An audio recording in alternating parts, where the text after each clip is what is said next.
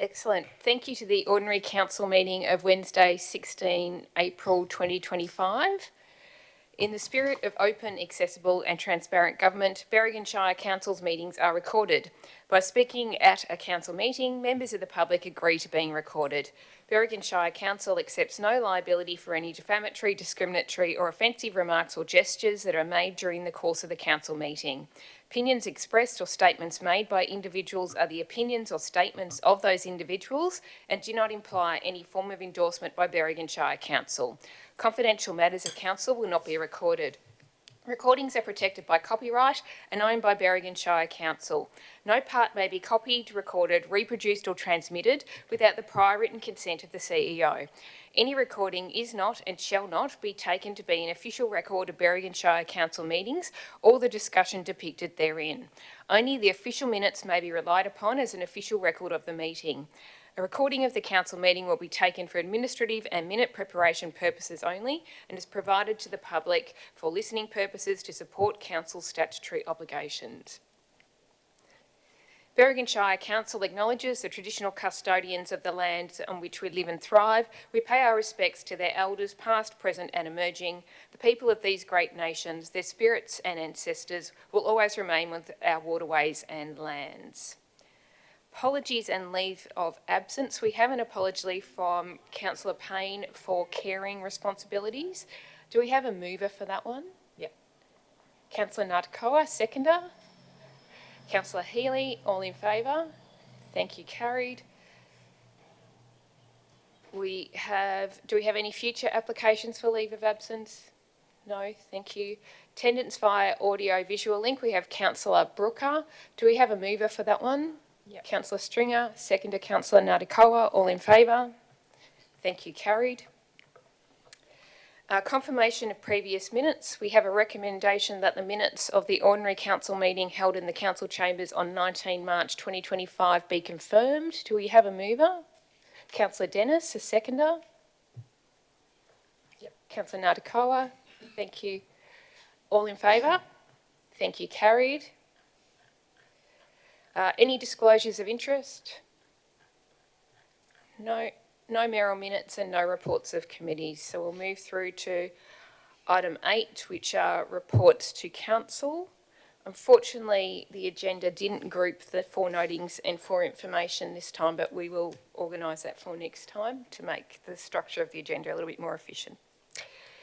8.1 is 4 information, and that is our correspondence of March 25 to April 25. Does anyone have any questions or comments on that one?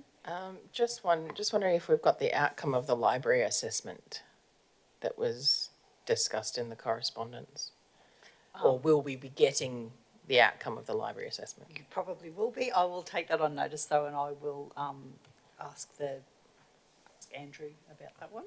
Thank you. That's all. Anyone else? No? All right. 8.2, we've got the development determinations for March, and we're asked to receive and note this report. Do we have a mover? Yep. Councillor Stringer, seconder. Councillor Natikoa. Any questions or comments? Just to acknowledge the good work from the team, reducing those numbers and figuring out that, obviously, that discrepancy in the processing. I do have a clarification question. Just in the paragraph on page 10, prior to the assessment day, so the one before that, we said that in March 2025, the average was 21. However, that's been updated and it's now 5. Do we mean that that's been updated in accord with the new clock start time? Yes. Okay. Just for the record, so everyone knows that's what that means. Could I just ask a question with regards to just to help me understand, with the assessments of the development application, so if they're exceeding the timeframes, like what sort of factors impact that? Is it Referral agencies, enough staff to actually do the assessments, that a lot of things can impact the timeframes. We were starting the clock the day we received them, rather than if we needed more information. So that's what that report is about. If we need some more information, we're not starting the clock till we actually can start doing the assessment. It's to meet the minister's requirements, really. Yeah. Yeah. So is there anything that we need, because are ours 33 days, the average assessment timeframe for us? Is that what I'm reading on the assessment days, page 10? Just That was for that month? yeah. Yeah. Yeah. We try to, a lot of them, like simple things like sheds and stuff like that really don't take very long, but if you've got really complex assessments like subdivisions and things Yeah. like that, they can take a lot longer. So it really depends on what assessments are coming in as to how you're going to go. Yeah. Okay. Anyone else? Okay, all in favour of the recommendation? Thank you, carried. 8.3, Berrigan Public Toilets. This is for information only. Does anyone have any questions on this one? I do have a question. On the bottom of page 14, it indicates officers have been successful in reallocating unspent funds from local roads and community infrastructure round 4 to fund the replacement facility. Is that within the remit of officers to determine that? I believe that the projects that were to be funded under LRCI4 were determined, at least broadly, by the previous council. They were. So council resolved to use the LRCI4 money to update the roofs on the various buildings. Those works came in under budget. In particular, the CWA hall came in under. I would suspect that the decision was made, well, the money was to be spent on halls, and we'll use it to spend on the hall. CWA Hall. The CWA Hall. We can bring that back though. We if you'd can like for to confirmation, ratify but that. it Yeah. certainly would be within Would be within the the framework. the of framework, but LRCI, yeah. again, happy to come back on that. Not as that I well. disagree with it, it's just process Yep. Yep. question. No, that's fine. But could we determine that now? I mean, can we? Yeah, absolutely. Yeah. Well, this was for information, but I'd like to move that funding, the council supports the funding from the LRCI4 for this toilet block. Yes, Right. that's fair enough. So- No, that's good because Okay. then it is on the record. The that- council confirms the decision of the Chief Executive Officer to reallocate unspent funds from the LRCI4 to fund the replacement of the toilet block in Apex Park / CWA Hall. Sounds good. Yep. Seconder, councillor Healy, all in favour? Yep. Thank you, carried. Anyone else got questions on that? No. All right, 8.4, Retreat Public Hall Committee of Management. Recommendation is to revoke existing members of the Retreat Public Hall Committee of Management and pursuant to section 355 of the Local Government Act 1993, appoint the following persons to the Retreat Public Hall Committee of Management. I won't list all the names. Do we have a mover for that recommendation? Councillor Natikoa, a seconder? Councillor Brooker, all in favour of the recommendation? Thank you, carried. Okay, we're at 8.5, which is the investment report for March. And the recommendation is that we note the report on investments. Do we have a mover? Councillor Dennis, a seconder? Councillor Healy? Any questions or comments on this one? 8.5, that's, No, that was the one that we withdrew, Okay. so Yeah, all the that's- numbers have all changed, sorry. That's- yeah, From that's your why I'm like, hang agenda on. to what's live, Yeah. yes. Yes. I'm sorry, trying to I was manage just the trying to numbers. catch Yep. up, yep. Anyone got any questions, comments? Okay, all in favour of the recommendation? Thank you, carried. All right. 8.6 is actions from previous meetings. we've asked to receive and note this report. Do we have a mover? Councillor Dennis, a seconder. Sure. Councillor Healy. Okay, any questions or comments on this? Perhaps I'll just start briefly by indicating that it came to my attention last month that things were dropping off the action list. I don't know how this was occurring. And subsequently, after doing some homework, I identified a number of reports that have not come our way that should have come our way, and that were overdue. So they are listed on the covering paper here, but I do have a couple of questions in relation to them. 275-24, which is the football club, the resolution asked for a proposed agreement rather than a signed agreement to be brought to council. So it may be signed by next month, but if it's not, I think it needs to be brought to council to align with the resolution. Okay. The Tokemwell mobile connectivity 02825, which was Councillor Dennis's motion without notice, also called for a report. I did put a report in. So we've done that report? Yes, I Okay. did put a report in. Are you happy with what we've received? Does it align with what you were expecting, Councillor Dennis? The report is the one that you sent me recently, is that correct? I put in a report to update you on the regional connectivity yeah. project.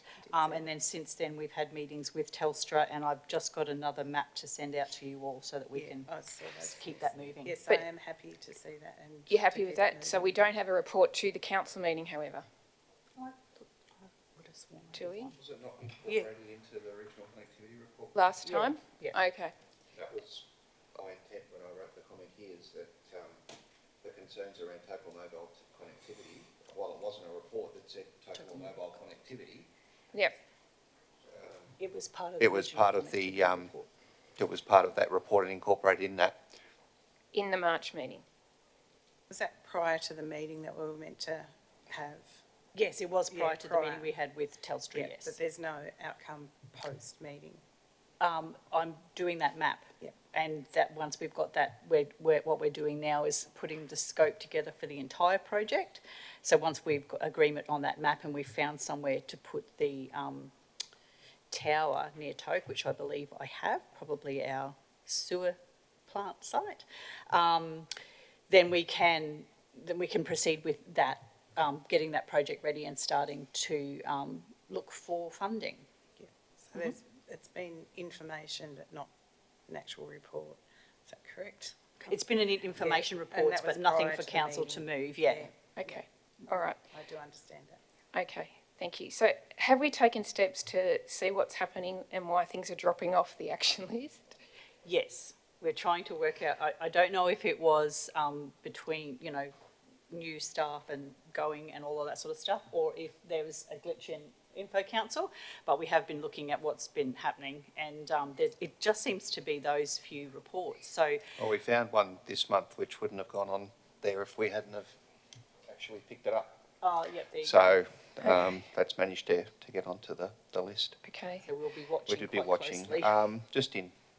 Just in terms of that, we are working with the ICT team on going back and having a look at our business paper preparation software, and we intend to go to market before the end of June anyway. okay. And my second question is, a number of these reports are now, whether it's because they fell off or not, or they're all late. What are we doing to make sure that reports are getting to us within the allocated timeframes? So when you say late, you mean? Well, the CCTV was to be the December meeting. The Toke one was, I think, January. There's a few others that were March. Right, I'll work harder. Yeah, sometimes I think it's just that we just don't have the people to do, enough time and days to do things. Yeah. But or it might be that the project's not quite where we feel we can. But that maybe means that we need to bring it to council and say we're not at a point where we can report, Yeah. rather than miss the deadline. So there's kind of two things I'm looking for, is that there's a process so that when resolutions are landed, what is the process to make sure that things are happening within the time that was resolved. And the second is, when that doesn't happen, could we please, I mean, that means that the resolution should be amended, Yes. to be honest. So perhaps on the action report in future council meetings, that should be included. Yep. Absolutely. So we can say that this one is late. Yep. For these reasons, can we change the Resolution. resolution? That's Yep. fine. Sorry, anyone got any other questions or comments? No, the CCTV report was actually one that I was actually going to email you about and say, hang on, this hasn't come back, has it? So that was, the list that you provided actually answered my question that I was starting to write in an email when I got to that part, so. Yeah, that was the one that made me start to twig that things Yeah. are missing. Anyone else? No, all in favour of the recommendation? Thank you. All right, we're at 8.7, which is exhibition and adoption of integrated plans and 25-26 rate levy.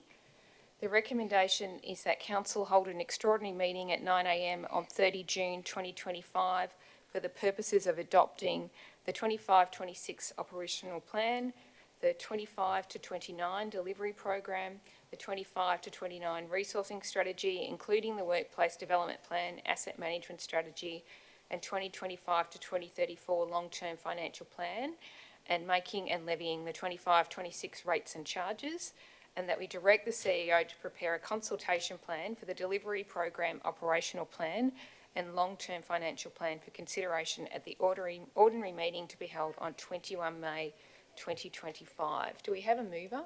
Yep. Councillor Natikoa, a seconder. Councillor Hannan, thank you. Any questions or comments? Through you, if I could, Yep.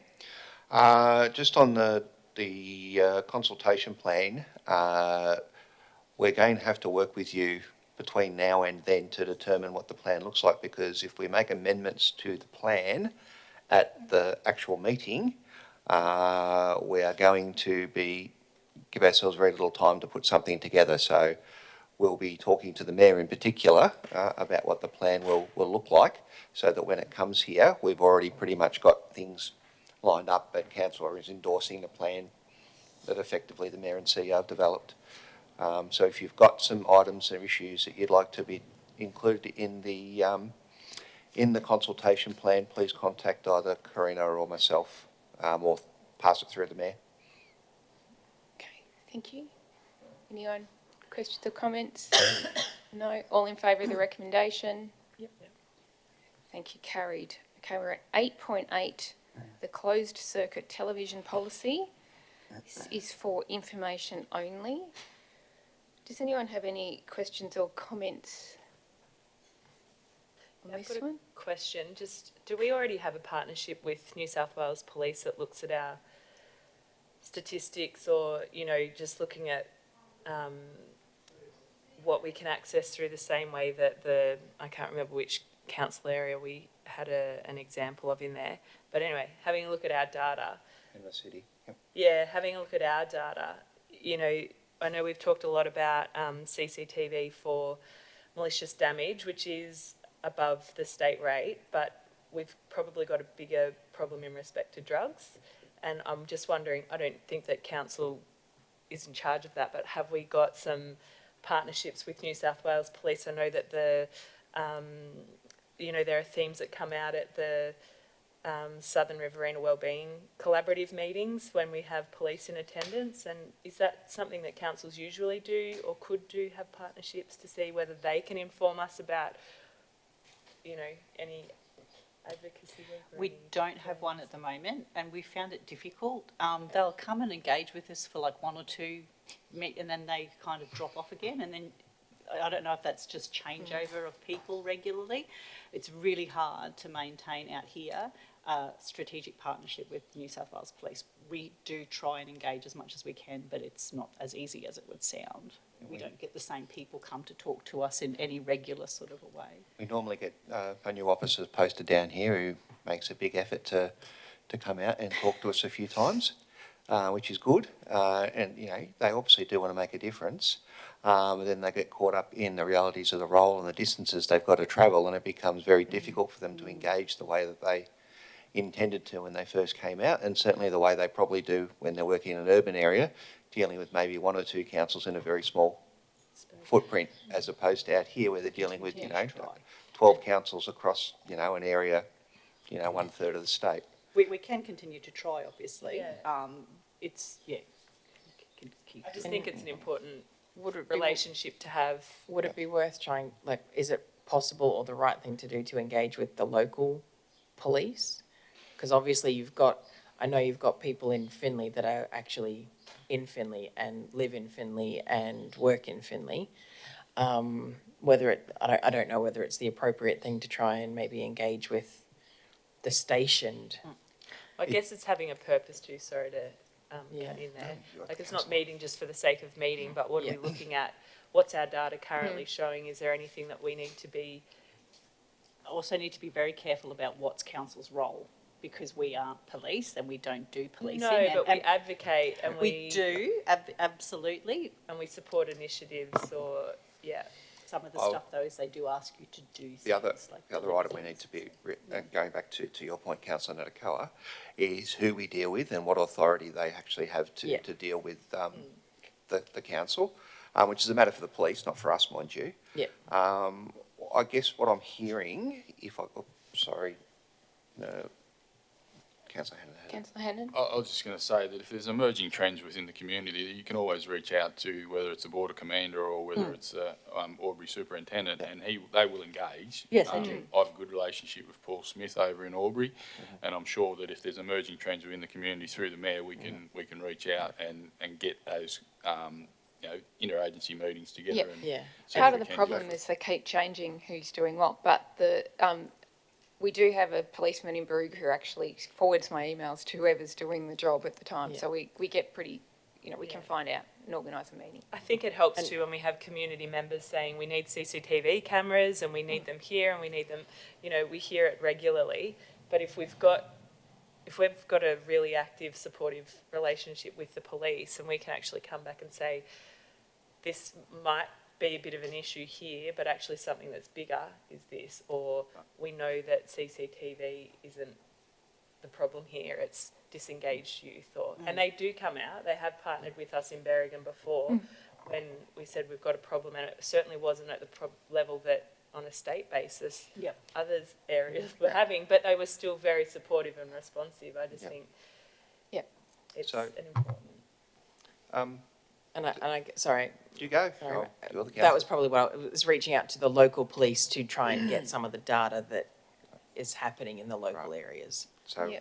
That's what I guess that's what I was looking at, reaching out to those local So we've- people to, we've got the Boxar tool, which I linked to, and by all means, feel free to have a play around in that. When I looked at the Boxar tool, what struck me in terms of the major crime issue that we have here is domestic violence. That seemed to me to be the one that really flashed like a siren. But what I'm hearing, I think, councillors, is that you would like to at least put some effort in, even if it's not a full-fledged community safety plan similar to what Penrith did, at least some sort of liaison with local police to develop some sort of community plan in terms of addressing, Well, at the very least, concerns about crime. yes, but can we just wind back a little bit?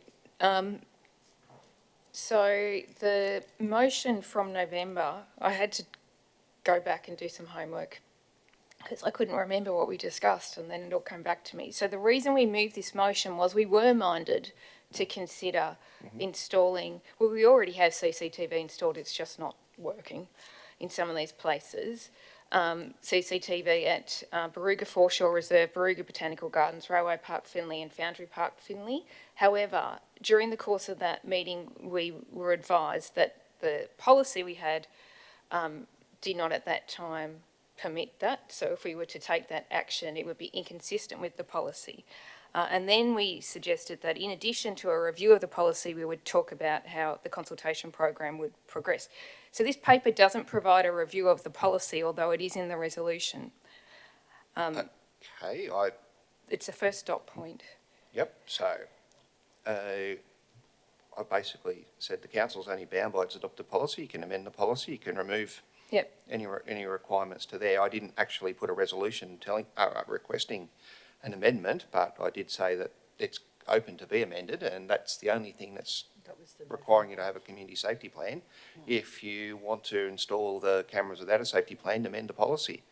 That's what we were kind of getting at when we asked for this in that's- November, I think. But isn't that what I've, no, okay. Did you want a resolution to that effect? Well, let's just talk, I mean, there's a few things. There was also that we talked that we're going to do something at Foundry Park. Do we have costs for that? Costs were provided at the meeting in November. Oh no, because you've got a camera there. Some of the issue came in that they were, you know, when we had the issues with Chinese I understand data? what, yep. Yeah. I know what the issue are. The issue is we've got cameras in there that we can't, We're on the Security restricted we list. can't, we're on the restricted Okay. list, we can't run. So we've got a price from Murray, from a supplier to install cameras. We've had that quote refreshed. We are currently in the process right now of installing a trial program at Baruga Water Treatment Plant to get it there, make sure it's working. That's been costed. What I brought back here, and I apologise if I've got it wrong, is, okay, this is what your policies, if you want to install cameras, this is what you can do. You don't need to go do a community safety plan. You don't need to do any of that if you don't want to. All you need to do is amend your policy, remove the requirement for community safety plan and get in and install cameras. You can do that at this meeting if you choose.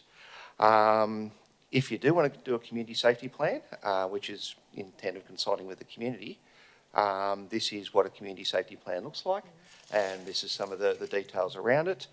Again, I've put in something that's similar to what they've done at Penrith, which may be a bit out of our scale. If we want to do something a bit smaller, we can too. That was my intent with the report. And Councillor Dennis? The external consultant, you've got a costing there on page 30. With the considerable amount that it costs to have the cameras, is it possible to get a movable camera to go to different locations to reduce the cost? the system we've got set up at the moment, so we installed about 24 months ago, 18 months ago, installed the permanent cameras, solar powered, all set up to go. Can we go and purchase another camera with a set up system to do that? Maybe. I'd have to get some advice from the technical people about what's possible and what's not and what that might look like and what that would cost. In terms of an external consultant, that is me. I haven't gone out and sort of priced for this because I wasn't prepared to do that until I knew whether you actually wanted a safety plan or not. Quite expensive. Your alternative again is to do something similar to what you did with the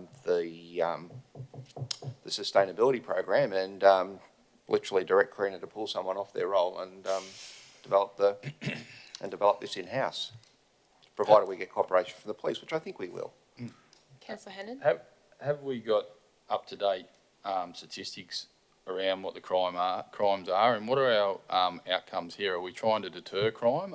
What are we going to do with the data when we've actually installed it, if we find out that actually, you know, going to what Councillor Healy said before about engagement with police, at times over the years when the police have dropped off is because when the actual real data's come out, we don't have that much crime in our shire.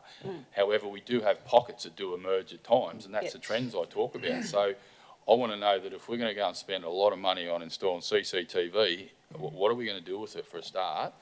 And is it going to solve an outcome that is emerging or is already existing in our community? Because we talk about community funds. I'll tell you, the CCTV, we have no staff who can monitor the CCTV or maintain it, so we will have to pay someone permanently to do that for us. We can also give the police access through that system. So I'll just copy, pardon me, sorry. So in Matt's report, there's a link to the data that shows that probably the primary issue we have here is domestic violence.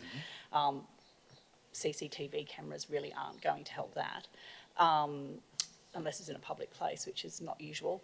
Not always, but you know what I mean. And then So, yeah, I don't know what we're trying to solve here. I know we've got malicious damage and I know that those things happen. I don't know that they have the effect we hope for, though. So I guess I'm like, there's two parts to my comment. One is around what is our partnership with police and how's that informing? Because whilst it's not directly a role of council, we're not police, appreciate that. But these are our community members, these are our people that we need to, I don't think it hurts to have an understanding.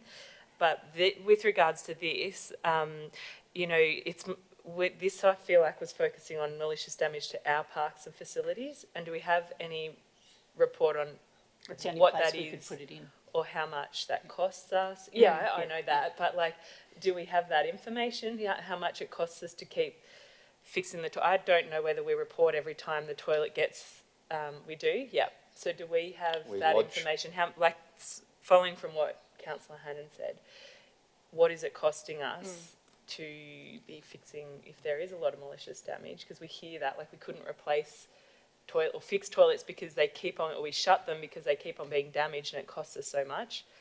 So, but how, I don't know how much that is, and Yeah, sorry. You wanna turn your thing on? Gary, Gary. Microphone. we produce figures around the maintenance costs from the toilets for fixing up that sort of stuff versus probably the CCTV costings, and the cost of CCTV for running and monitoring would outweigh the maintenance around the toilets. That But we- maybe for we need all to. of our But parks we and haven't got facilities, that. not just the toilets. I use that as an Or, example. or, Yeah. or Yeah. graffiti and all that sort of Yeah. stuff. But you're not going to have a camera in every Everywhere. spot where all this. Sure. Maybe we need to bring that information to council or them to see. Exactly. No, I think that's exactly what we're getting at in November, is that we need to have a policy that would allow us, with the minimum of external expenditure, i.e. not 20 grand on consultants, but we also need to, you know, there were 4 sites quoted in that paper in November, and just as 4 examples, need to understand what costs have we incurred over the last couple financial years in relation to damage as compared to what costs of CCTV. And if we have CCTV that's active and sufficient signage, that's, and I believe I said in November, that's in their bloody face, that it would actually stop people from doing that, well, it might be worthwhile. But I don't think we've got the facts at this point. And sorry. No, go ahead, Councillor. That was one of the questions when we met with that was a question that came back to Councillor Payne and I, was the camera working in Foundry Park? It's there, you can see that it's got a camera on it, but was it working? So. Yep. Councillor Healy, did you want to move that we ask for a report on costs of damage versus costs of CCTV on those 4 sites that Yes, were please. in the November? Do we have a seconder for that? Yep. Councillor Natakawa? Just before we put that, could I also, just in what the Deputy CEO has mentioned in the statistics that are alarming, that domestic violence is our biggest police reported incidents within the Shire. What are we going to do about that? Are we just going to, is there an opportunity that we can partner with an organisation or to bring highlight to awareness? I just don't think we should brush over that statistic. If that's our biggest statistic in the Berrigan Shire, then I think we should be doing something about that. And Moira Shire actually said at the meeting we had with the 4 councils that it's over 70% of police attendance in Moira Shire is the statistics they've received. So I think a joint initiative might be a good go. Councillor Healy, sorry. Yep, the CWAs already have a focus on domestic and family violence, so it might be worth partnering with CWA or supporting. I know that they have got some things coming up that we could be supporting. And Rotary in. Rotary as well, Tokemore actually, with the in purple Tokemore. shirts and the whole town gets behind. Correct, and the Event, yeah. Except one of the blokes wearing a purple shirt has been to prison for domestic violence. The shirts don't do We it. need to So- not to mention that in so open there is, council. and the Southern Riverina Wellbeing Collaborative have supported Toke Rotary with some of this work as well. So there's a few groups already in place. So on that, it mightn't be something that we don't need to be leading, obviously, but there's something definitely we can be partnering, sharing, and wherever there's Sharing opportunity to be in face with, councillors or staff, then we can be there to support as well. Do you want to add that to the motion or? If we could, yeah. Yep. To look at options for partnering on initiatives relating to awareness. With our MOU with the Southern Riverina Wellbeing Collaborative, is that actually something that we can have them look Yes. into opportunities for partnerships rather than Then us try to do it. us? Yeah. Yep, I was option actually partnering gonna with go Southern straight there. Riverina relating to initiatives around family violence awareness, and I don't know what else to say. Something like that. Are we happy with that, our mover and seconder? Yep. Okay. All right. All in favour of that motion? Thank you, carried. Right. Oh, my screen's gone off. Hang on. Don't do this You're now. engaged in the conversation. I was speaking too much, people. Here we go. All right, 8-9, New South Wales Rural Doctors Network Bush Bursary Program 2025. The recommendation is that council will not be part of the New South Wales Rural Doctors RDN Bush Bursary Program for 2025 or in the future unless there is a change in service levels. Do we have a mover? Councillor Hannon, a seconder, Councillor Stringer. Any questions or comments? Yep. Councillor Dennis.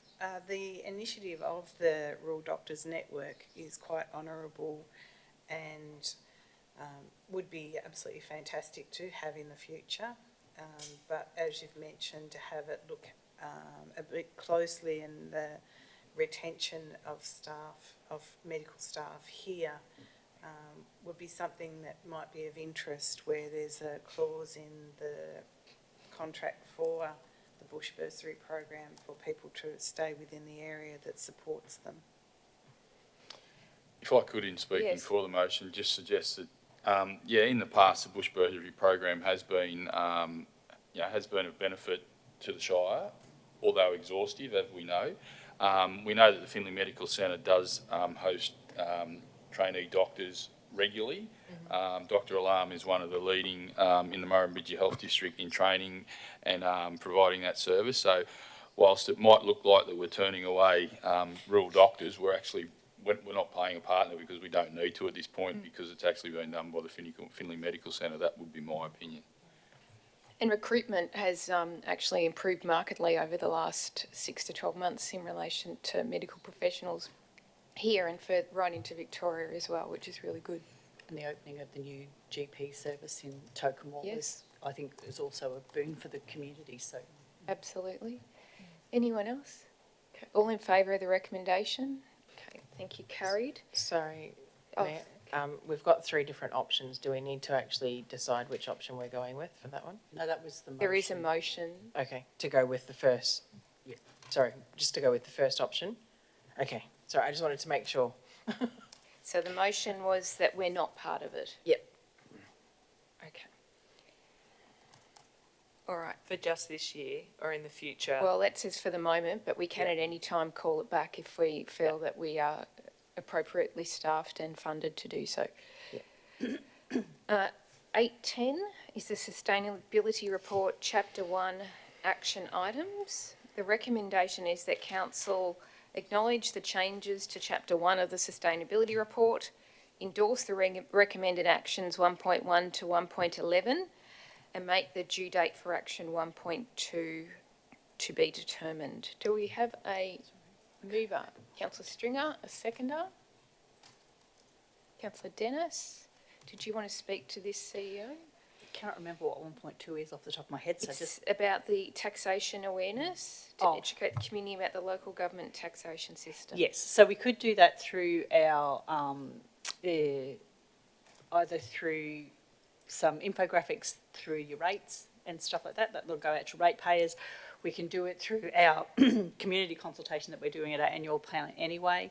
The DPOP consultations. So there's a few options there. I don't think it needs to be anything major, but at least that we have a due date, that we've done some work towards it by, the end of next financial year or something to that effect. But I think it's important that the community understands that that grant funding we get is not free money. That's part of their taxes that they're paying anyway, and it's coming back to them. And then also their rate money goes against a lot of that, especially where we have tied funding. So to understand how much is actually coming out of your pockets is important. It's a different conversation. Yep. Any questions or comments? Can I just have one question real quick? So Yep. is there any cost to endorsing recommendations 1.1 to 1.1? Your mic's not on. No, most of them are already done. Your mic's not on over. Most of them are already done. They're included in the advocacy plan or anything like that. Most of that's just that sort of work that's already been done. And that's why I just left it like that. And then 1.2 is the only one where we'd included in the work we're doing anyway. Yep. I think 1.2 should be included in the documents that we're already going to be releasing with the budget and what Oh, have you. absolutely, yeah. Yep. Does anyone have a With- different view? No, sorry, with regards to 1.2, and there was mention about the communications coordinator capacity. Is that with doing some sort of communication out there to community? I guess what is their capacity, like if it was to be... She's only got a few more weeks Exactly, left. Yeah. what's the capacity for that, or is there just developing a plan so that it's rolled out after? Yep, that's it. Like Julia said, in the annual report and in our other things like that, I think it's important that we highlight that we are 52% reliant on grant Yeah. funding, so that's taxes coming from other sources. So that means that makes the discussion with the community quite different. It's not just your rates as such that are paying for these things, and each of those things does have a cost. So, we've already sort of started on some work that might look how we might say how much of your rates goes to what things. I think that that's an important part of that discussion in the end as well. Okay. So is the due date, the next council meeting being May, at the same time that we release the draft budget and what have you for 1.2? Sure. Yep. Can you build it into your, We could build it into that, yeah. into your Long-term financial consultation plan. plan? Yeah, Yeah. that's what I'm suggesting. So our Councillor Stringer and Councillor Dennis, are you happy with that proposed date? 21 May. Yep. Just with this paper, only because it's a big report, when you bring the second month, it would be quite useful if the table of actions is actually included in the... Yes, I will do Council that in the report. future. I realised that didn't, as soon as I said I didn't know what 1.2 Yeah. was, I realised that should have been in the report. I So ended will up do back that and in the forth future. about 10 times myself. I've done the same. And these actions where they've got due dates will go into our Pulse audit so we can report to you that they're being done. That's Great. another part of the process. Okay. I only have one other question. Lots of them, but just one for this. Simple, I think. In regards to how you've got biannual reviews for the advocacy plans, is that what it was? Does that mean, like, is that if anything comes up in the meantime, it just doesn't get looked at? Council can consider, but there is only so much much we you can can do. do. And I think it's really important that we understand that when we're asking for advocacy, Yeah. it's mostly Julia and myself, sorry, Mayor Julia and myself, and it's our time. So we have to sort of make sure that we are focused on the things that council agrees are the highest priority. Yep. Of course it can change because something really urgent might come up, but the plan is meant to try and keep us as focused as possible on the things that we need to Yep. deal with. Yeah. Okay. Anyone else? Okay, all in favour of the recommendation? Yeah. Thank you, carried. All right, we're at to 8:11. I've been good with the numbers. You have. Financial Quarterly Business Review Statement 3 for financial year 25 Q3 interim. The recommendation is that council note the financial year QBRS 3 interim cash and investments budget review statement that will be subject to finalisation at provision at May 25 ordinary council meeting, and endorse a $2.5 million internal loan from the Water Fund to the General Fund to provide required funds for 24-25 and 25-26 digital transformation program costs. Do we have a mover?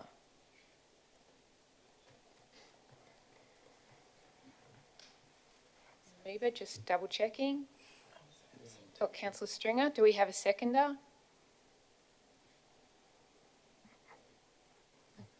Councillor Hannan, okay. Level of discomfort.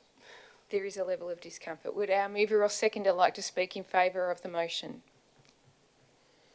Well, it's pretty much self-explanatory. We need to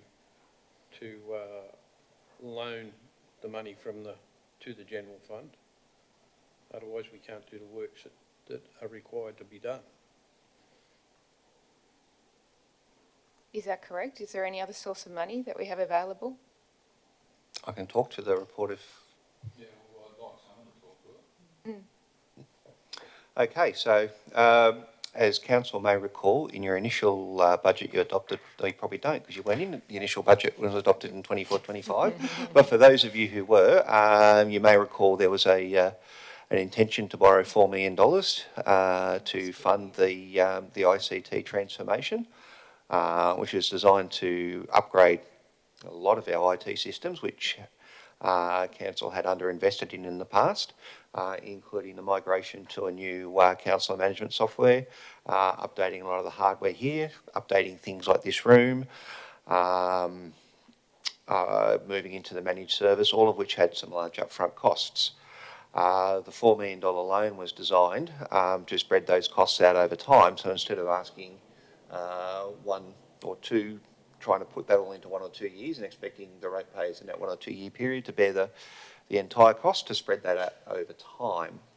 Obviously, when we had our acting Director of Corporate Services come in, he reviewed the statements and identified that $4 million is a lot of money to borrow at that time, and made a recommendation at the second quarterly business budget review to bring that down to $1 million, which was literally just to fund the works that we were already proposed to do in 25-26.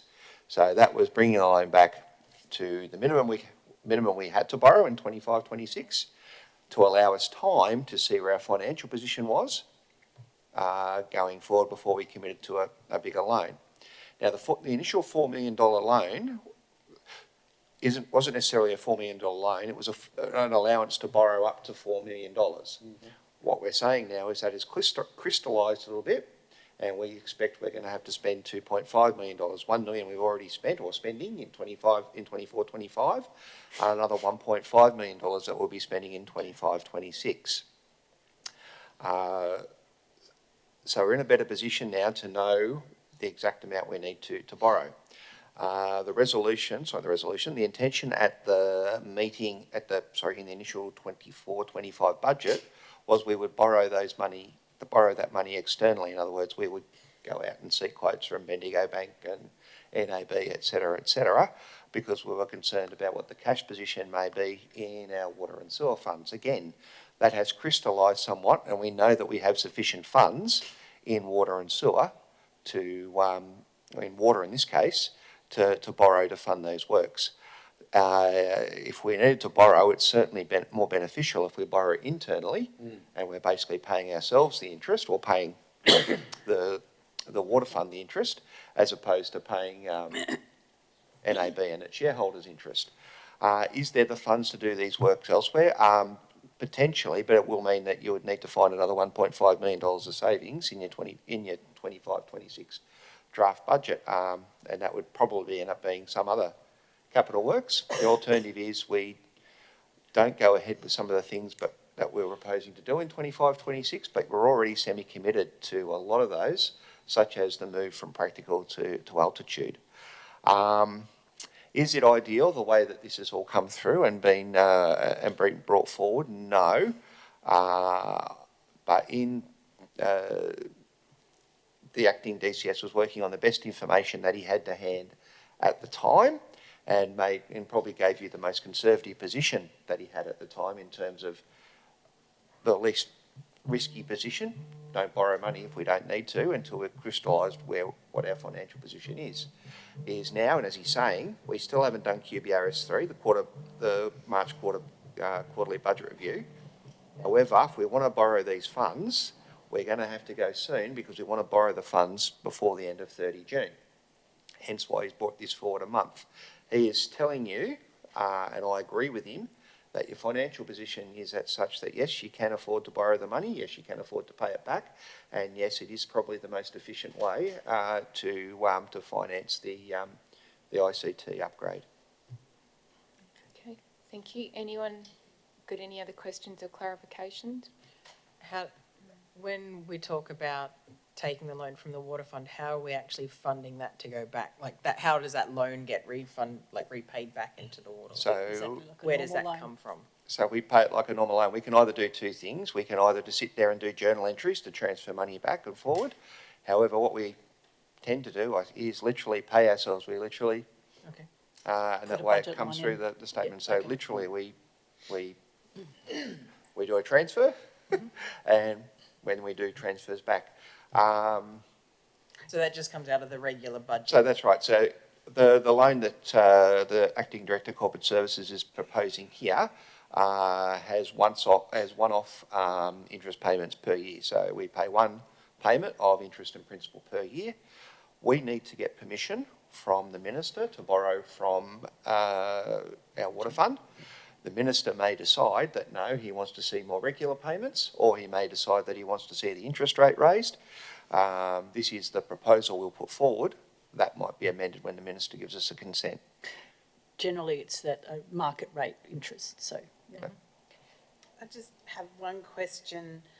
If we're borrowing from the water fund, considering that when we did the listening post, the main concern was water, that we're not being or causing any detriment to any future services or slowing any processes down. No, the money that we've identified to borrow is money that's been held aside for future capital works that we don't expect to spend for 10 years in terms of, upgrades of, let's say, Berrigan Water Treatment Plant, etc. If there is work that you'd like to do on things like increasing your pressure, etc., they're not factored into your current plan. We are doing, as Council has previously been advised, we are doing, and the Director of Infrastructure is working on a review of our water and sewer systems to determine their capability to cater for future growth and to meet current needs. When that review is done, we'll have a better idea of what we need to do in terms of works to cater for future growth and how those works can be funded. Remembering that if we need to increase the capacity of water treatment plants or mains or whatever as a result of development, some of that needs to be, if not most of that, needs to be paid by the developers who are actually proposing to do the development. We may have some if we're increasing, either if we're upgrading some of our assets or we're upgrading the standard we're providing to everybody else, we may contribute, but in the main we'll be asking developers to fund works that are going to benefit future development. I have a couple of The development contribution plan, which will come out again of the water and sewer strategy, will provide more guidance to council on how that work will be funded. Thank you. I've got a couple of questions and comments. So the paper says in two places that the $4 million loan was to be drawn down in full. Again, I've done some homework. That is just simply incorrect. It was to be drawn down over a 4-year period. There were budget allocations for a number of IT projects. Correct. Yep. And I've got a copy of the budget as of June last year, which indicates we were to pay this year $192,000 in interest and $316,000 principal. That interest sounds underdone given the interest rates have increased. So for the record, that is wrong. So if we could record that somewhere, because I don't want the community to think that something as important as that is stated incorrectly in our papers. It was not to be drawn down in full. Yes. I apologise, I did review the report and I didn't catch that. No, that's okay. I think I've made that point before. So in any event, I'd be interested in knowing what our principal per year and interest payments per year, presumably the interest of $225,000 per year, over 26 and 27 fiscal years rather than 25, or are we going to pay some of that this? I mean, it doesn't make sense to pay. No, it we this wouldn't year. be, depending on where the funds are drawn down, Yeah. which I would assume the funds would be probably drawn down on 30 June. Yeah. We wouldn't be paying any payments this year. 24, 25, so that should probably say 25, 26 and 26, 27. Correct. Okay, so the years are out. And then, so the principal would be basically 1.25 mil over 2 years plus the 225 interest per year. Is that correct? No, my understanding of what the proposal is to borrow $2.5 million at 30 June. Yep. However, in terms of what it's funding Oh, $1 it's over million 10 years. worth. Sorry. Yeah. Yep. It's funding $1 million of works that Already we've done. already done at 30 June, and Yep. what the other 1.5 will be funding works that we're going to do in 25, 26. Okay, so we have works in out years in 27 and 28. How are we funding those? They're not funded at this stage. That will be reported in the budget that we're doing for 25, 26 and the long-term financial plan. They're not incorporated into this loan. But No. we are committed to some of those, aren't we? We are committed to some of those, but we're Yeah. not probably as committed. There's different levels of commitment. Yeah, I There's know. commitment in terms of we have made positive decisions to proceed, and then there's commitments in terms of this is our intent and we propose to go ahead. What the $2.5 million is doing, it's funding works that we are literally saying that We've signed contracts. we've signed contracts and This we're year and ready next year. to go. The intent would be we would look at the remaining $1.5 million, and again, consider what can we fund, what do we actually need to do, what don't we do, and then come back with a plan to fund those. But that should be incorporated in your draft budget, which is coming Okay. up. And so can I presume that the works that have already been undertaken, billed, invoiced, paid this financial year have come out of the general fund, and that will basically be a payback? That's correct. Okay. I think that we need a report for this council, because not all of this council would have seen the reports for the 4 years at what's proposed in terms of IT. So that we can all have a better understanding of where we've been this year, where we're going next year, and what the plans are for the 2 out years. I think that was just before the election, so we can bring back those reports so you can read them and let you know It was where we are up August. to. Yeah, we are getting internally monthly updates on where the project is up to, so we can certainly show you that as well, where the projects are up to and how they're Yep. going. So Mayor Julia might want to Great. foreshadow that. Oh, yeah, let's Foreshadow foreshadow a that. motion that you're going to call Yeah. for a report. Okay. All right, anyone else got anything on the recommendation that's before us? Just a comment that with the digital transformation, in our management audit letter 2024, cybersecurity was issue number 1.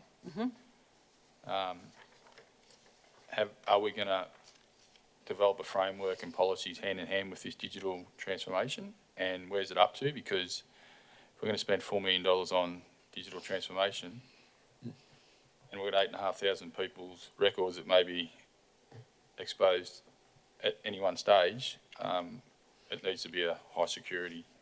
It's a red light. Absolutely. And Harren has been working on our cybersecurity. It's a lot better than it was before. You go. No, You let me so know when you're we ready. should, and that should be a report too to council. Again, that will be that if we bring the reports we're getting at ELT, that will actually help you guys understand where we're up to with each of those parts of the project. So that will be important. Yeah. So Audit Risk and Improvement Committee have requested a report on that exact topic, Councillor Hannon. They'll be considering that at their meeting on the 14th of May. Again, there's no reason why, if you like a copy of that same report, can't be bought. We can circulate that with you guys. Yeah, or two. I just think that we all get access to cybersecurity training. We've all probably done it. We need to make sure that we're on an upward curve in addressing or mitigating the risk of cybersecurity. Yeah.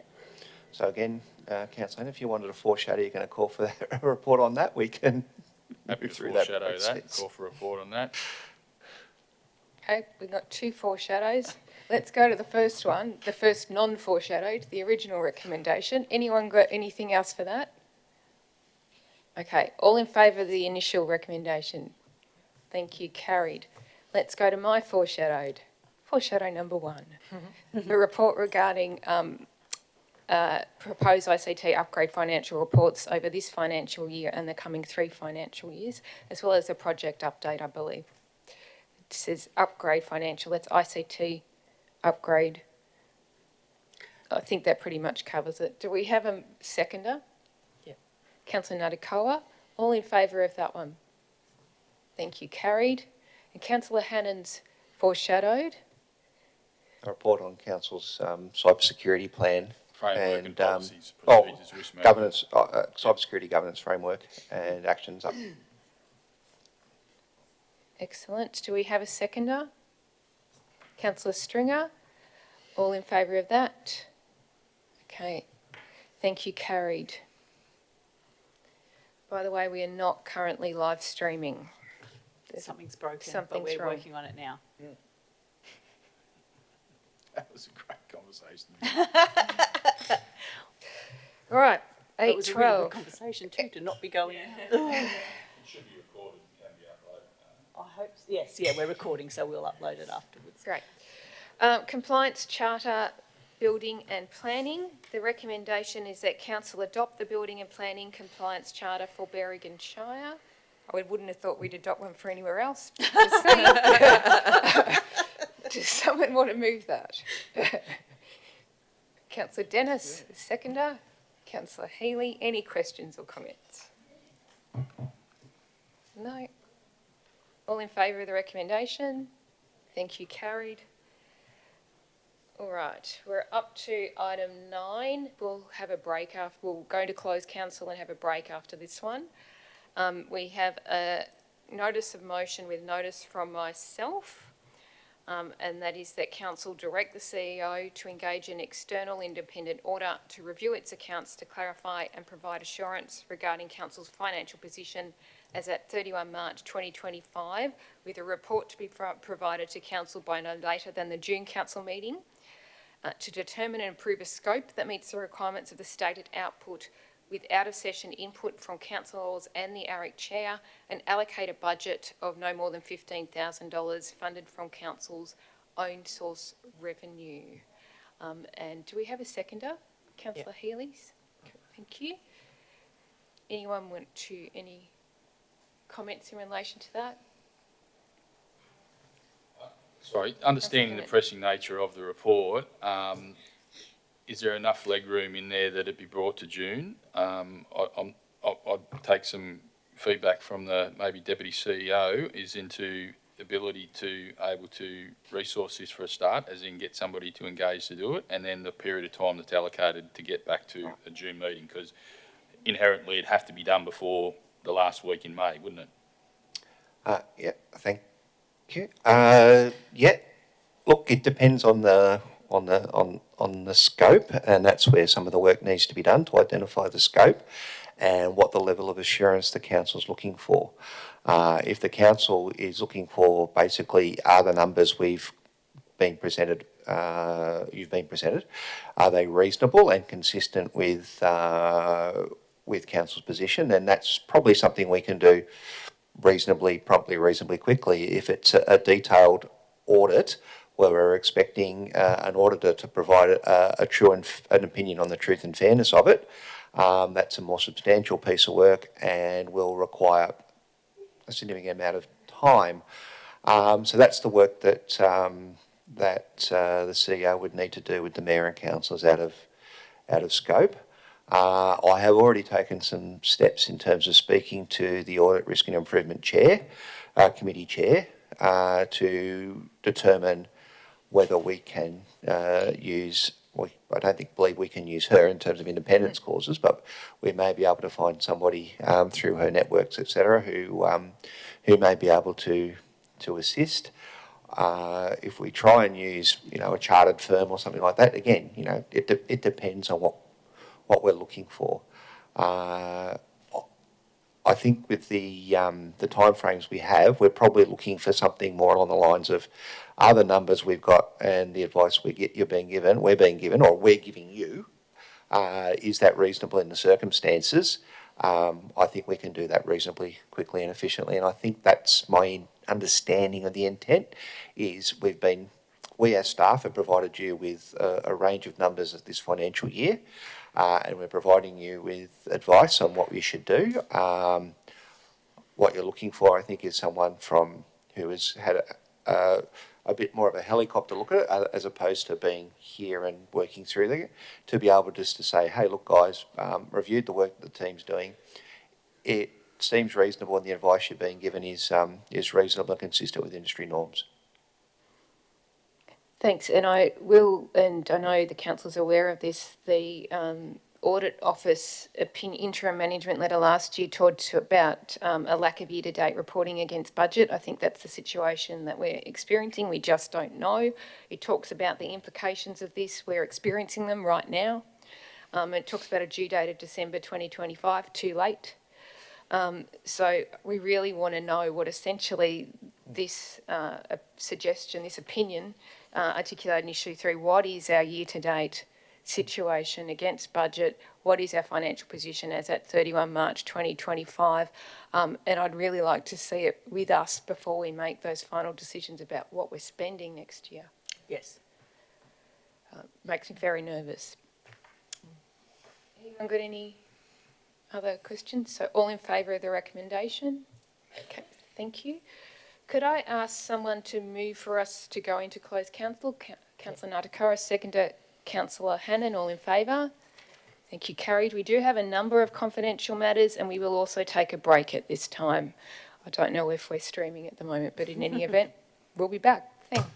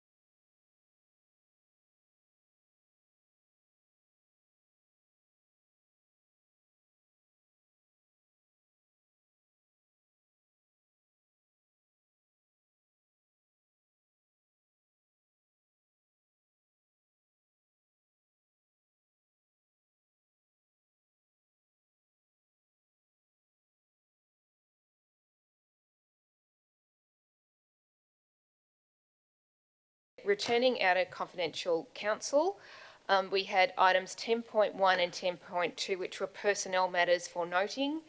Items 10.3 and 10.4 were commercial matters that will be carried over to future council meetings. And 10.5 was the outcome of a tender. And council resolved to award the tender submitted by Mawson Construction Proprietary Limited for contract T15 2425 Snell Road upgrade pavement and drainage works for the contract value of $389,151.25, including GST, subject to the CEO reviewing the scope and negotiating with the preferred supplier if any changes are required. Authorised its seal to be affixed to all documents relating to this contract in the presence of two signatories. Authorised to affix the seal pursuant to Regulation 400 of the Local Government General Regulation 2021. Appoint Gary George as the contract authorised person and authorise the authorised person to approve variations on the contract up to a maximum value of 10% of the contract sum. Okay, we are now up to items 11, which are motions without notice or questions without notice. Do we have any motions without notice? Councillor Dennis? Question. Question without notice?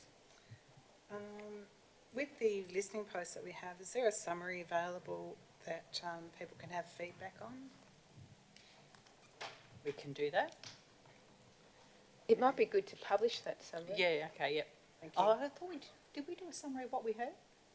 Not for that, I don't believe. We did a summary of what we heard on the, Yep. sorry, we did a summary of what we heard on the future total law. Yep, so we But can do not on something the like other that with the matters. listening post. Thank Thought you. Keelan was collecting the information. She was, yeah. And consolidating it to be able to put back out. The other is the mobile service, or the IT service, which we've crossed, which it will be more known about once we find out about the phone coverage. We'll let people know. Yep. I'll send you a copy of the new map we've drawn today, so then you can have another say before I send it off to Telstra. Lovely, Okay. thank you. Yeah, you got another one? Yep. Yeah, go ahead. The other one is about the closure for commercial users at the Tokemall tip and what the alternatives are. And will Berrigan have longer hours for commercial users or access? And when will the commercial users be notified of the not being able to use the Tokemall site anymore? Okay, I don't have answers for those. I will didn't think take you those would. on It's notice, okay. but we will provide a report to the next council meeting. Thank you. Okay, thank you. Anyone else? I do have a motion without notice. This has come across my desk a few times where we've had development applications for consultation and then people say, I didn't know about it, and I think that I'd really like to fix that problem. So what I'd like to move is that we have a development application bulletin that is published weekly that details, and there can be none, what development applications are currently out for consultation, including their closure date and links where appropriate to where one can lodge their feedback. And that bulletin is published on social media and bulletin boards, including at the libraries and other public assets across the towns, so that we can inform the community that if you want to know what's happening, go have a look at that, and then no one can say that they weren't aware. Would someone like to second that? Councillor Stringer. They go in newspapers too. I know they Yeah, go in okay, newspapers, not Not everyone many reads the people newspaper. By the newspaper. But if we know every Monday there's a bulletin, you just say, go look at Monday's bulletin, and people can't complain. It's the easy stuff we really need to get good That's at. fair enough. And Yeah. that'll be published on the website? Will be As well. Website as They're well. all published on the website now. yeah, already done. When the elections were coming up, and people would say to me, oh, I didn't know it was going, I didn't know it was going. And I'd say, well, it was on social, it was in the paper. We never buy the paper. We never look at Facebook. Does it need, oh, sorry. Look, Does it need to be a bulletin, or can it be on every Monday? There is a social media post with a link to That's what I mean. Yeah, so it's not a, But also and printed then, out. but then Sorry. could, just to make it, it just feels like it could be a lot for like a lot to have to do, but is it just, there's a poster in the libraries that has a QR to that site, that it's always the same, so you don't have to keep updating So- information? Don't make it hard, like Already it's, we stretched just the need to do department. this once and it's But done. just, yes, simple list, Okay, so- QR code. On our council website now, we have, it depends what information, are you looking for every development application we've received, or are you looking for the ones that need No, to go no, to public just the exhibition? ones that are out for public exhibition and consultation, so people know what is out there Okay, so. and that they can't say, I didn't know. It is already on the website, but it's giving them the So- link to that page on the website. So you don't have to keep, It's just trying to make it as So what you're looking for is, opposed to. oh, okay, that's. is a poster with a QR code in the libraries and a post every Monday that links to, this is the, Straight into the have your say. this is, links to the, yeah, this is the. Here's the latest. Or the portal or whatever it is that you've got to lodge your feedback on. Yep. Yep, just so everyone knows, every Monday or whatever day of the week it is, it comes out and that's what it is. And then it's publicly known. And then I can keep going, go back there. All in favour of that motion? Thank you, carried. Anyone else? All right, I will do my mayor's report. Okay, 26th of March, Councillor Natikoa and Karina and I were at the Finley PCP event on the 26th of March. That was a nice event, well attended, and they're doing very well. 2nd of April, Karina and I met with Michelle Millthorpe, the independent Farrer candidate. We used the opportunity to provide our advocacy document to her. 2nd of April, we met with Telstra. There were 5 of us there, so it was a good turnout, to discuss coverage in Tocumwal of mobile coverage. We had our professional development workshop that afternoon. On the 3rd of April, Karina and I met with Moira Shire to discuss the initiative in relation to dialysis chairs across both shires. There's a discussion paper that should come to our next meeting in May. And that's, I think there's an article in the Cobram Courier today in relation to that collaboration, so that's all good. I attended half of the Murrumbidgee Local Health District update on the 3rd of April because they only give us 48 hours notice of their meetings. But there was nothing to see here on what I saw. 3rd of April, I went to the Ambulance Steering Committee meeting in Tocumwal, and we discussed that there has been a recent announcement by the Health Minister that there will be 18 new paramedics in Deniliquin and additional paramedics in Albury and 30 ambulance stations across the state, in spite of the fact that we believe that we're approximately 20 in the rankings. The release also had commentary from our MP for Murray, Helen Dalting, so to say the least disappointing. So I have subsequently written, and I don't know if that was in our correspondence for this month, it was, I thought it might have missed the cut-off, to the Minister on this matter, and I've got media who've become aware of that letter, so we will be following up on that. And that letter's also gone to the member for Farrer, to Helen Dalton's office, and who else do we send it to? We sent that to, Someone else. The ambulance, I can't remember. Ryan Park got it as well, I think. Of yeah. course, well, it was about to him, so yes. Yeah, it's to him with a CC to Helen, yes. Yes. So that's been sent out. And I am skipping down, but I caught up with Helen's office on Friday. They were unaware that Helen had been quoted in the media release, and I passed on the extreme disappointment of the committee that there was silence in relation to the Tocumwal matter, and that the community were not very happy about this. So they took that on board, and I believe she will be contacting the committee. 7th of April, I was there with Councillor Stringer at the RSL in Tocumwal, where Susan Lee, the Farrer candidate, current member for Farrer, announced $400,000 commitment to the RSL for an upgrade of the building. We're yet to hear of a equivalent commitment from the Labor. You have? Labor's said 500.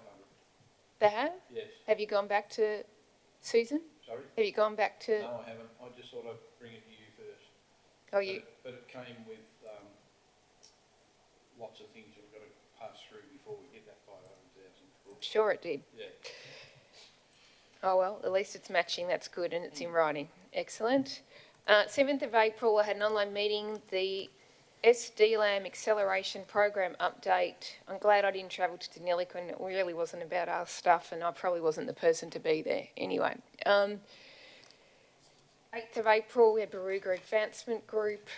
9th of April, there's a group called the Tocumwal Dementia Alliance who wrote to me recently. The letter wasn't, it talked about a Tocumwal hospital board. There isn't a hospital board at Tocumwal. Anyway, they have an ask. They're not really clear on what the ask is. So I met with them, had some discussions. They've been speaking with Dementia Australia. They're looking for some space potentially at the Tocumwal Hospital for maybe a trial of something for carers or something for people with dementia. They're really not clear on what the ask is. So I'm going to do some more work with them to clarify what it is that they want. They are carers of dementia patients. It doesn't sound like that they are necessarily already getting the resources that are available to them. So I think we need to unpack quite a bit of what the ask is. They're also not registered. I know there's a lot of things that need to happen, and it's very preliminary, and so And the same thing's offered at Finley Aged Care. yeah. One of the things, and I think it's fair, is that there's no transport, and they're having difficulty with transport getting to Finley. We need to think about what the options might be, and it's just not been explored at this point. But I did say that I'd tried the Dementia Australia person hasn't got funding to come to Tocumwal. I said, well, why can't we have a meeting online? And they don't have a facility for that. So the first step will probably be for us to host a meeting in this room so we can meet with them online. In the library, yeah. Or in Toke at the library?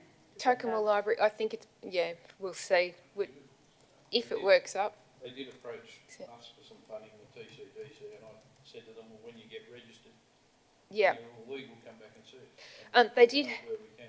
They did have a fundraiser in September of last year. They're looking to maybe have another one. They had it at the Bend. It was very successful. So again, using the opportunity of meeting with Helen's office, I have got a date in September that it's in her diary if they do hold that again. So that could be good. 9th of April, also the opening of the Tocumwal Doctors, the new doctor's surgery. Dr. Ike in Tocumwal, he was very excited. He asked me to cut the ribbon. I said, mate, you spent the money, you should cut the ribbon. I'm happy to hold it though. So that was good. It was very well attended, people very enthusiastic. And for the first time since COVID, we have a doctor with visiting privileges at Tocumwal Hospital, which is a real step forward. He's also got some innovation in relation to treatment of skin cancers and various dermatological issues, so that's good. 10th of April in Yarrawonga, we had our Murray 4 meeting with councils, there's Indy, Federation, Moira and us. Yep. And that was productive. It was kind of an introductory meeting. Karina's laughing for a reason because they said, each of you should do a presentation, 25 minutes, And they something said the like mayors. that, and maybe the mayors. And of course, we went first, and I presented, and I was the only mayor who presented. The rest, I got out of it, the other GMs presented. Yeah, anyway, it doesn't matter. I mentioned on the 11th of April, I caught up with Helen Dalton's office, and that's all for me. Would someone like to move that report? Councillor Natikoa, seconder. Councillor Stringer, all in favour of receiving my report? Thank you, that's carried. We will start with Councillor Brooker, who's been very patient on the video. Do you have any reports for us? We You're on can't mute. hear you, you're on mute. Sorry. A lot going on here. No, not a lot to report. Again, went to the Telstra meeting in Tocumwal on the 2nd of April. Where's my page? Sorry. And the regional no, that's that one. The Murray Regional Strategy Group online catch up on the 24th of March and the Baruga Advancement Group. So no, very boring at this end. Thank you, councillor Brooker. Councillor Healy. I'm going the different way today. Stringer's before, Councillor Stringer is before me. That's fine. Yes, I attended on the 19th of March, the Tidy Towns meeting in Berrigan, which there was some feedback from just around some localised needs. I shared with them information about the tank paddock, the next part of the tank paddock being approved, and I'm not sure, there was a request that we have a meeting with Gary just to clarify a couple of things. There were some different tree topics being discussed. Has that occurred? Yeah. Great. So, yep, they're doing some great, they had their Clean Up Australia Day, which was nicely supported, which I don't think that was my official council role, but we did attend. And also the professional development workshop that we held here. Excellent, thank you. Councillor Stringer? I haven't got much. I went to the Telstra meeting, which I don't think was that good. I wasn't impressed with her.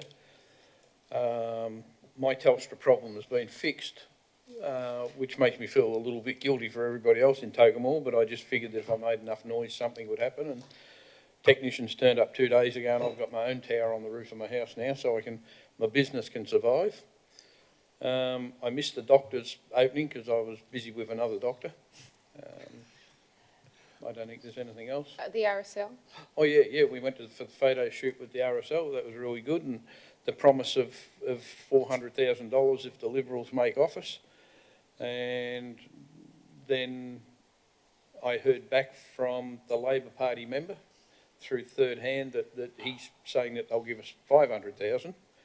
Give the RSL $500,000, but there's a lot of hoops to jump through first before that can happen. So I'd take that as, nothing special. Yeah. Excellent. Thank you, Councillor Stringer. Councillor Hannan? Nothing. Nothing. Councillor Dennis? No. Councillor Natakawa? I went to the PCP meeting, which was quite interesting just to sort of get that side of things that were happening. And on the 3rd of April also met with Michelle Milthorpe, down at Foodshare with James Rule from MHA Care. So that was quite positive as well. She also mentioned that there is an on-demand bus for New South Wales that we could potentially look at to move people from one place to another to help them access Foodshare. So James is looking into that one at the moment. And then we had the Telstra meeting in Toke and the professional development. So excellent. Thank you, councillors. We'll conclude the meeting. I'd like to wish everyone a happy Easter break and also a reminder of our Anzac services on the 25th of April on the Friday week in each of our towns and encourage everyone to pay their respects on those days. So we'll close the meeting at 12:19. Our next meeting will be held on 21 May 2025 and that will be at 4:30 p.m. in the afternoon in council chambers. Thanks everyone. Thank you.